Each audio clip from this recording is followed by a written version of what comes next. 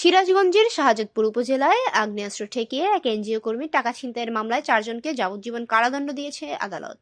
মঙ্গলবার দুপুরে সিরাজগঞ্জ যুগ্ম জেলা ও দায়রা জজ আদালতের বিচারক সুপ্রিয়া রহমান আসামিদের অনুপস্থিতিতে এ রায় প্রদান করেন।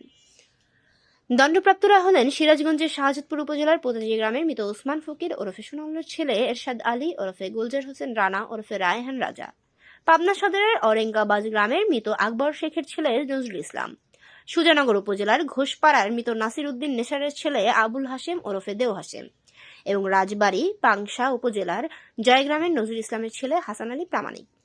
মামলার বরাত দিয়ে এপিপি মোহাম্মদ হাদিউজ্জামান শেখ হাদি জানান, 2018 সালের 8 ফেব্রুয়ারি সকালে সিরাজগঞ্জের শাহজাদপুর উপজেলায় সাজেদা ফাউন্ডেশনের ফিল্ড অফিসার আশরাফুল ইসলাম উপজেলার বারাবিল গ্রামের বিভিন্ন সদস্যের কাছ থেকে কিস্তির 1,56,600 টাকা উত্তোলন করেন। দুপুরে ওই টাকা নিয়ে ফেরার পথে বারাবিল ব্রিজের কাছে আসামিরা 3টি মোটরসাইকেল নিয়ে এসে আশরাফুল ইসলামকে ঘিরে ধরে।